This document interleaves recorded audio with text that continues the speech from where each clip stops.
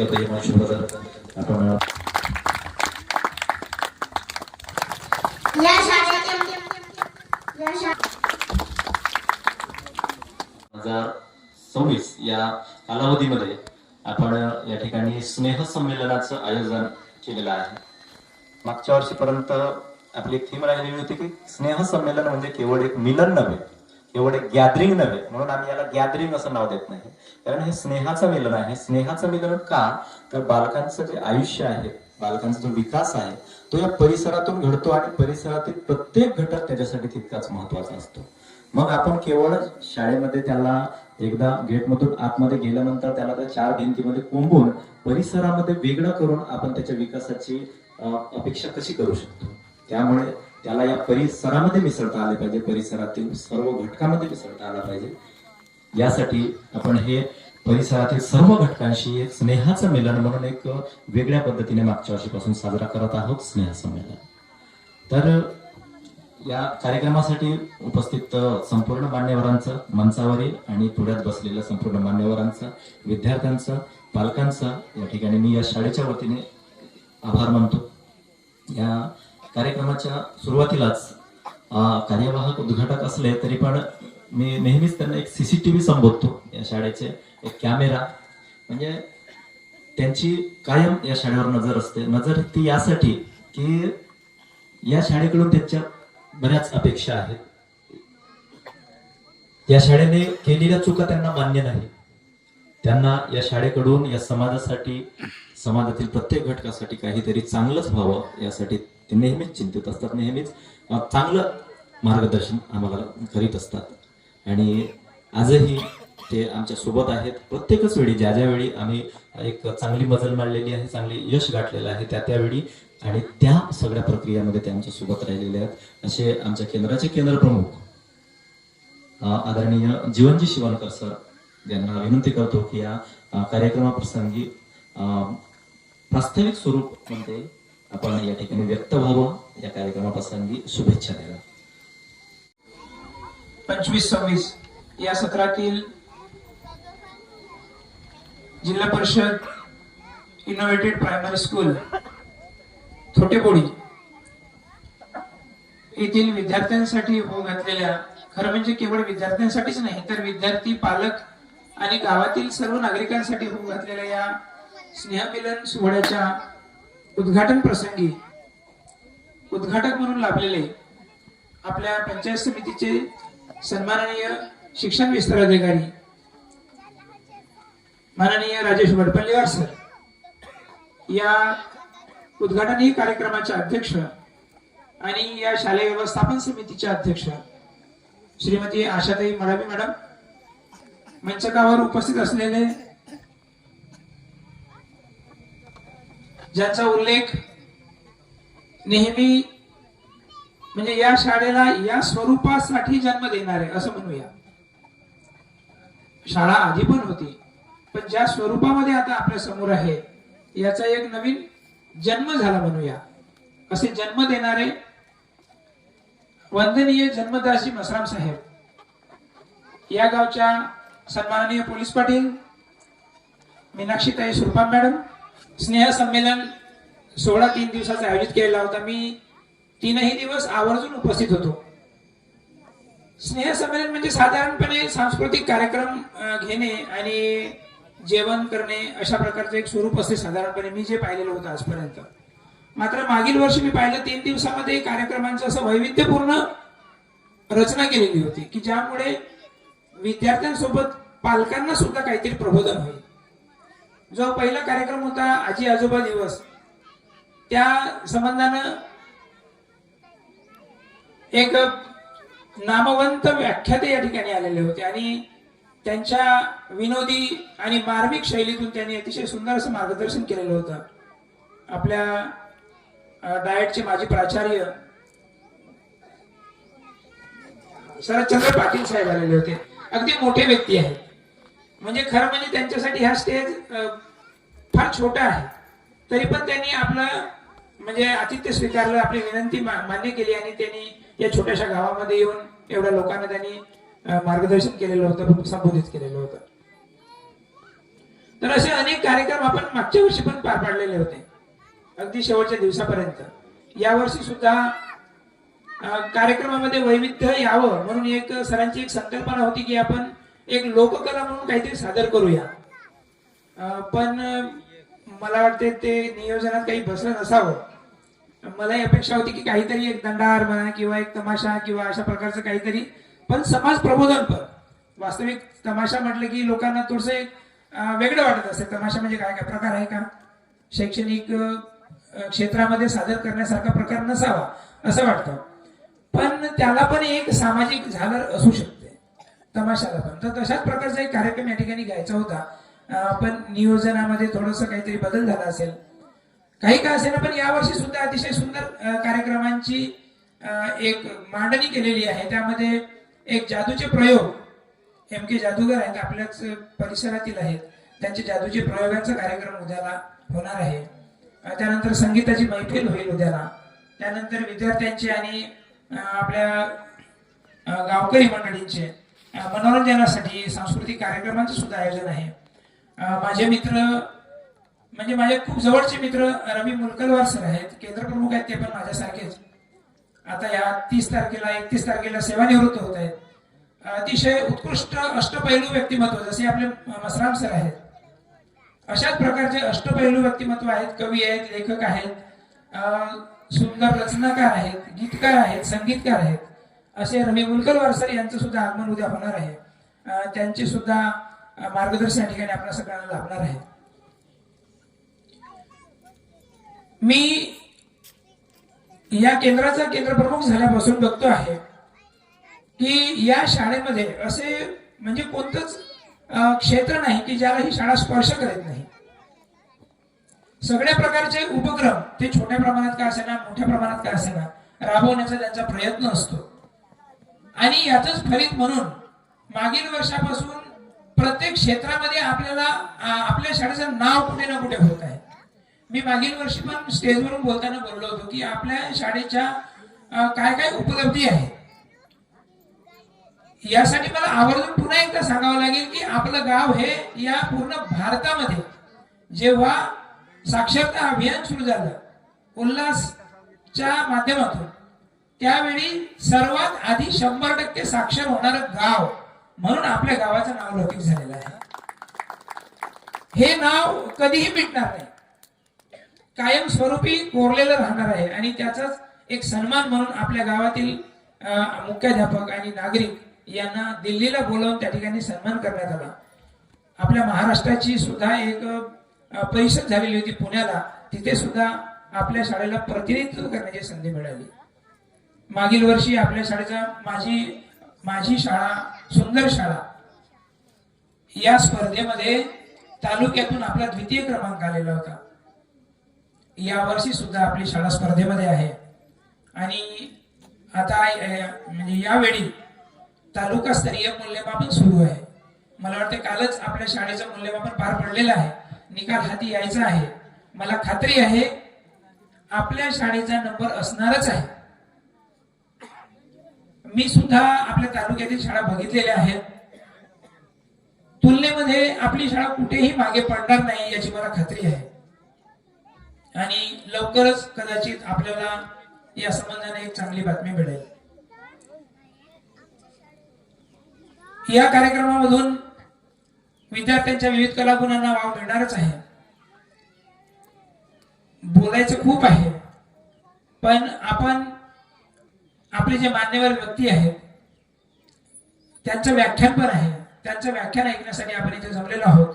त्यामुळे मी या स्नेहसंमेलनाला केंद्र प्रमुख म्हणून खूप खूप शुभेच्छा देतो आणि इथेच थांबतो. धन्यवाद.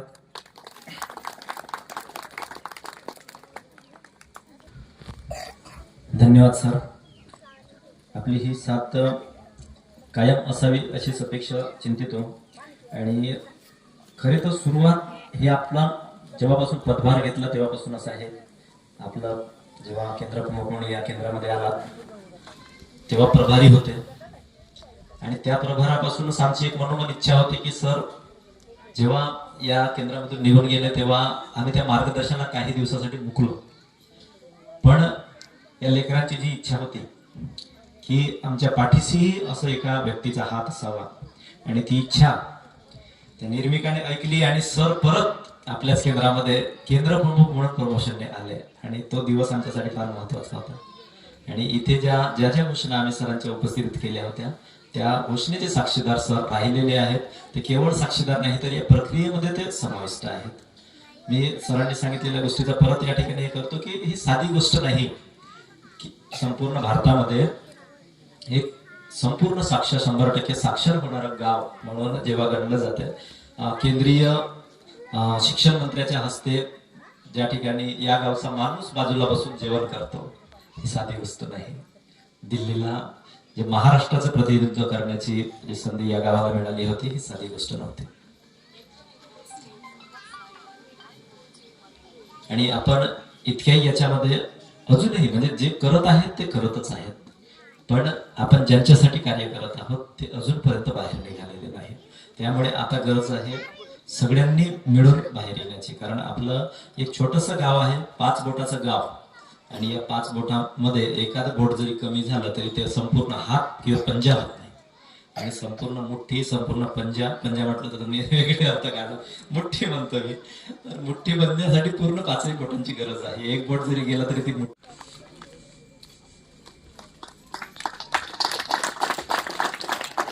चारी नाही आहेत ते, पण त्यांचं कर्म या शाळेसाठी एक मोठं. मग नाही मला ऑटो चालवायचं आहे, मी नाही जाणार, नाही, त्या लोकांनी सायकलने पोहोचवलं आहे विद्यार्थ्यांना घरी. कधी जेव्हा सायकल नसते, गाडी नसते, त्यावेळी खांद्यावर मांडून सुद्धा पोहोचवलेले. आता गिठी टाकली आहे पण मुलांना कधीही एकटं सोडलं नाही किंवा पालकांना त्रास दिला नाही. हे सगळे लोक आहेत म्हणून हे सगळे कार्य. अजूनही अनेक लोकांनी या ठिकाणी या चळवळीमध्ये आपला सहभाग नोंदवावा. चला, नेताजी मामासाठी जोरदार टाळ्या. खरं तर आपल्या या भूतलाभावर ज्यांनी ज्यांनी खास करून असा संदेश दिला की माणसाशी माणसाप्रमाणे जगावं, आणि त्यासाठी अहोरात्र ज्यांनी झटून समाज एकवटीकरण करण्याकरता प्रयत्न केले, त्या सर्व आपण आधारवड किंवा आधारस्तंभ म्हणू, या सर्वांना माझा विनम्र अभिवादन. मित्रहो, या अतिशय वैशिष्ट्यपूर्ण आणि शानदार सोहळ्याकरता या ठिकाणी मंचावर उपस्थित म्हणून आपल्या या कार्यक्रमाच्या सन्माननीय अध्यक्षा श्रीमती आशाताई कृष्णाजी मडावी, मंचावर ज्यांच्या मार्गदर्शनाखाली हे केंद्र खऱ्या अर्थाने आकार घेत आहे, आणि ही शाळा आपल्या जिल्ह्यातच नव्हे तर राज्यात नावलौकिकास प्राप्त होत आहे, असे या केंद्राचे उत्कृष्ट केंद्र प्रमुख आमचे मित्र श्री जीवन शिवणकर सर. खास करून या मंचावर ज्यांच्या पितृतुल्य आशीर्वादाने या शाळेची भरभराट होते आहे असं म्हणायला हरकत नाही, ते जन्मदासजी मसराम साहेब, मीनाक्षीजी सुरपाम, विजयजी कुमरे, गुरुजमनजी सुरपाम, मनोजजी भैसारे, लोमेशजी भैसारे, विसन कुमरे, फाल्गुनजी किरंगे, गिरीधरजी सहारे, सीमा नंदेश्वर यांचा खरंच उल्लेख केला पाहिजे. एक आदर्श शाळेचा टीचर कसा असावा असं मूर्तिमंत उदाहरण म्हणजे आपल्या या शाळेचे मुख्याध्यापक श्री नंदकिशोर मसराम सर आणि त्यांच्या सहभाग्यवती. मित्रांनो, खरं तर या शिक्षकांनी आपल्या शाळेकडे संपूर्ण जिल्ह्याचंच नव्हे तर राज्याचं लक्ष वेधलं, आणि म्हणून ज्या ज्या सभांमध्ये उत्कृष्ट शिक्षकाचा जेव्हा उल्लेख केला जातो त्यावेळेस आवर्जून नंदकिशोर मेश्राम सर यांचा उल्लेख होतो. हे आवर्जून मला तुम्हाला सांगितलं पाहिजे. कारण सांगतो की जेव्हा गावाला शाळेचा आधार आणि शाळेला गावाचा आधार असं म्हटलं जातं ते उगाच नव्हे. जर मित्र हो तुमच्या थोटेबुडीला नंदकिशोर मसराम सर जर आले नसते तर मला वाटत नाही की मला सुद्धा या गावाचं नाव इतकं चांगलं गाव आहे की इतकी चांगली शाळा आहे असं म्हणून झालं नसतं. आणि म्हणून मित्र हो, गावामधला जर शिक्षक चांगला असेल तर तो गावामध्ये चांगले संस्कार मुलांना देत असतो. असं सुंदर संस्कार मुलांवर देण्याचं काम नंदकिशोर मेश्राम सरांनी केलं. काल मुख्यमंत्री माझी शाळा सुंदर शाळेचं मूल्यांकन करण्याच्या टीमचा प्रमुख म्हणून मी जेव्हा तुमच्या शाळेत या ठिकाणी उपस्थित होतो दिवसभर त्या शाळेचं मूल्यांकन चाललं. अतिशय प्रत्येक मुद्द्यावर सखोल आम्ही त्याची पाहणी केली, तपासणी केली आणि प्रत्येक मुद्द्याला साजेशी उत्तरही आपल्या सरांनी दिले आणि ते बघून तर आम्ही संतुष्ट, थोडंफार आम्हाला समाधान झालं. पण मित्रहो, ही स्पर्धा आहे, ही स्पर्धा निकोप असते आणि म्हणून ही स्पर्धा निकोप होण्यासाठी आपण सर्वजण प्रयत्न करत असतानाही या शाळेने यशस्वीरित्या मागील वर्षी पाऊल रोखलं. त्याचीच यावेळेस पुन्हा एकदा उजळणी होण्याची शक्यता आहे असं आमचे मित्र सरांनी आता शिवणकर सरांनी आपल्याला सांगितलं. आपल्याला माहित आहे, गुरु विना ज्ञान प्राप्ती होत नाही. म्हणूनच अर्जुनाला श्रीकृष्णानं, वाल्याला नारद रूपी आणि एकलव्याला द्रोणाचार्याचं खऱ्या अर्थानं मार्गदर्शन लाभलं. तुम्हाला माहित आहे, आपल्याला देह पिता देतो, संस्कार गुरु करतो आणि म्हणूनच जगत जेता सिकंदर पित्यापेक्षाही अरिस्टॉटलला जास्त मानतोय. मित्र, आपल्या सगळ्यांना माहित आहे, संत कबीर परमेश्वरापेक्षाही गुरुला श्रेष्ठ मानतात. भगवान श्रीकृष्णाने सांदीपनी ऋषींना गुरु मानलं आणि म्हणून काळाचं भान हे श्रेष्ठ गुरुजनांना माहित असतं. आजच्या या संगणकातील युगातही हातचं न राखता गुरुच खऱ्या अर्थानं ज्ञानदान करत असतो. आणि असंच काम आपल्या शाळेमध्ये खर तर आपले हे नंदकिशोर मसराम सर अतिशय प्रामाणिकपणे तन मन आणि धन लावून काम करतात. अशा वेळेस त्यांच्या मदतीला या गावातल्या प्रत्येक आबाल वृद्धांपासून तर लहान मुलांपर्यंत सर्वांनी जर त्यांना सहकार्य केलं तर मला वाटतं या शाळेचं नाव पुन्हा एकदा राज्यात डंका वाजवल्याशिवाय राहणार नाही. ती आता संधी आपल्या हातात आहे. यासाठी गावातील सर्व तरुणांनी एकनिष्ठपणे शिक्षकांच्या, आमच्या सरांच्या बाजूला उभं राहिलं पाहिजे. तुम्हाला माहिती आहे, ज्ञानांचा राजाला ज्ञानवंत म्हणून करणारा गुरुच असतो. पित्याला जर जन्म दिला असला तरी शेतीच्या पलीकडे नजर मात्र गुरूंचीच असते. मित्रांनो, शिष्याची जिद्द आणि खऱ्या अर्थाने त्याला फुलवण्याचं काम गुरुच करतो आणि म्हणून या गुरुला वंदन करत खरं तर आपली मुलं घडत आहेत आणि म्हणूनच नंदकिशोर मसराम सर नाव आज जिल्ह्यामध्ये नावलौकिक झालेलं आहे. मित्र हो, त्यांनी तळमळीने आपल्या गावामध्ये काम करायला सुरुवात केली. ज्या गावामध्ये जवळपास 5 ते 7 विद्यार्थी असेल त्या शाळेची पटसंख्या जर 51 विद्यार्थी होत असतील तर हे त्यांचं खूप मोठं यश आहे असं मी म्हणतोय आणि म्हणून त्यांच्यासाठी आपण जोरदार टाळ्या वाजवल्या पाहिजेत की खरंच या शिक्षकांनी कमाल केली. जेव्हा जेव्हा आमच्या गटसाधन केंद्रामध्ये शिवणकर सरांना माहित आहे सभा होतात त्यावेळेस आवर्जून आम्ही त्यांचा उल्लेख करत असतो, इतरांना प्रेरणा मिळावी म्हणून. मित्र हो, आम्ही ज्या भागामध्ये आतापर्यंत काम केलं एवढं तन मन धन लावून काम करणारा शिक्षक मी पाहिला नाही. बरेच शिक्षक आपल्याला सुट्टी कधी होते असं बघतात आणि हे शिक्षक आम्हाला सुट्टीच नको असं म्हणतात. म्हणजे वर्षाचे 365 दिवस शाळा थोटेबोडीची सुरू असते. हे आपल्या गावचं यश आहे आणि अशा शिक्षकांची गावाला गरज असतं आणि म्हणून तुम्ही तर एवढं झटलं पाहिजे की असे चांगले शिक्षक कायमस्वरूपी गावात राहिले पाहिजेत. तेव्हाच या गावाला आपण चांगला आकार देऊ शकतो. तुम्ही अख्खा गाव, जेव्हा यांची बदली होईल तेव्हा अख्खा गाव आलं पाहिजे की आम्हाला चांगले टीचर लाभलेले आहेत, याची आता बदली होता कामा नये. अशा प्रकारचं प्रशासनाला ठणकावून सांगलं पाहिजे. मित्र हो, हे जर तुम्ही केलं तर मला नक्की वाटतं की आपलं हे छोटेबोडी गाव एक दिवस नक्कीच महाराष्ट्राच्या पटलावर सर्वांच्या नजरेमध्ये भरेल असं म्हणायला हरकत नाही. बरेचदा असं म्हटलं जातं की 2 दिवस वाट पाहण्यात गेले, 2 दिवस दुःखात गेले, हिशोब करतो आहे किती राहिले डोईवर उन्हाळे, शेकडो वेळा चंद्र आला तारे फुलली, रात्र धुंद झाली, भाकरीचा चंद्र शोधण्यात जिंदगी बर्बाद झाली, भाकरीचा चंद्र शोधण्यात जिंदगी बर्बाद झाली. या कविवर्य नारायण सुर्वेंची आठवण आपल्याला या गावामध्ये होते. जेव्हा आम्ही काल या गावामधून जात असताना माझ्या लक्षात थोडं घराकडे पण लक्ष केलं. जे मी घर पाहिली खूप मोठी माणसे या ठिकाणी नाहीये. खूप मोठे 2 मजली घर असणारी माणसे या गावात राहत नाहीत. अगदी छोटं शेतीच्या याच्यावर उदरनिर्वाह करणारी समाज बांधवातली माणसं या ठिकाणी मोठ्या एकोप्याने राहतात. पण त्यामध्येही खऱ्या अर्थानं आपली शाळा सर्वांमध्ये समाज समभाव रुजवण्याचं काम करतो आहे. खऱ्या अर्थानं या ठिकाणी विविध मूल्यांचं रुजवण आपले टीचर या ठिकाणी करतात. हे या गावासाठी खूप मोठी उपलब्धी आहे. मित्रांनो, असे शिक्षक हजारातून नव्हे तर लाखात एक शिक्षक असतात, अशीच यांची प्रतिभा नंदकिशोर मसराम सरांची आहे. जर सर आपल्या शाळांसाठी एवढं सारं करत आहेत, तर मग आपलंही तेवढंच नैतिक कर्तव्य आहे की आपण त्यांना एक आधार म्हणून त्यांच्या बाजूला उभं राहिलं पाहिजे. जेव्हा आपल्या समाजातील किंवा आपल्या छोटे मोठे गावातील समाज बांधव, बंधू भगिनी, सर्व काम करणारे या ठिकाणी कर्मचारी वृंद त्यांच्या बाजूला उभं राहतील, तर ज्यावेळेस त्यांना मान मिळेल, साहजिकच आपल्या गावच्या माणसांचा तो सुद्धा सन्मान असेल.